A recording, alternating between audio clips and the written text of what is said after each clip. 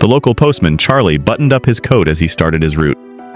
For over 30 years, he had delivered letters, packages, and Christmas cards to the same quiet streets.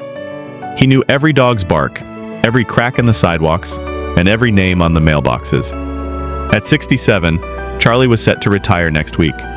He wasn't sure how he felt about it. No more early mornings, sure, but no more quiet connections either.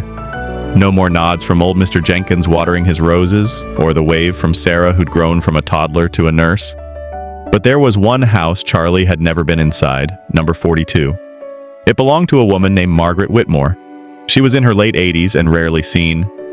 Charlie had been delivering letters to her for years, always the same style, thick, cream-colored envelopes. The return address was always the same too, Captain James Whitmore, USS Roosevelt, a Navy return address. Charlie had served in the Navy once, long ago. He recognized the base. Every week, without fail, a letter would arrive, always handwritten, always carefully sealed.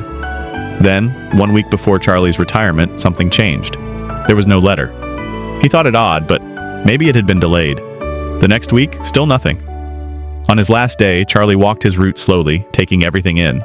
As he passed number 42, he hesitated. The mailbox was empty, flagged down, but something tugged at him. He found himself walking up the steps and knocking.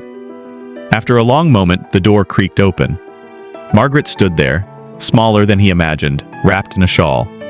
Her eyes were tired but kind. "Mrs. Whitmore?" Charlie asked softly. I'm your postman, Charlie." She smiled faintly. "Yes, I know, you've been delivering Jimmy's letters for years."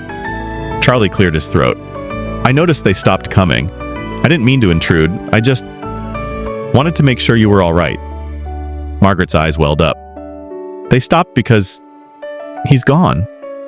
Charlie's heart dropped. "I'm so sorry." She opened the door a little wider. "Would you like to come in?" Inside, the living room was warm and filled with photos.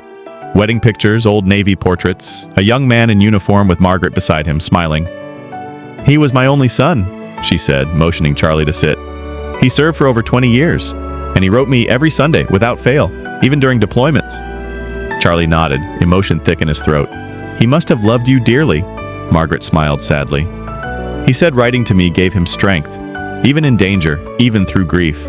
I kept every letter." She handed Charlie a small box. "Would you read the last one? It arrived a week after they told me he was gone. Must have been mailed before the mission." Charlie opened it gently. "Dear Mom, if you're reading this, something went wrong. But don't cry. I lived a life full of love, because of you. Every lesson, every hug, every bedtime story, you gave me a compass that never failed. You were my home, no matter where I was in the world. I hope when you read this, you're sitting in your favorite chair by the window. I hope the light is warm on your face. And I hope you know, I never feared anything because I carried your love with me always. Until we meet again, love, Jimmy." Charlie blinked back tears. "I couldn't open it until now," Margaret whispered. "I just wasn't ready." He reached for her hand and held it gently. "You raised a hero," he said. Margaret smiled. "No, I raised a boy who loved deeply. The world just called him a hero." As Charlie left that afternoon, the sun broke through the clouds, casting golden light across the porch. He walked away with a heart heavier, but also fuller than it had been in years. Sometimes the greatest deliveries aren't in the mail. They're in the connections we make and the love we leave behind.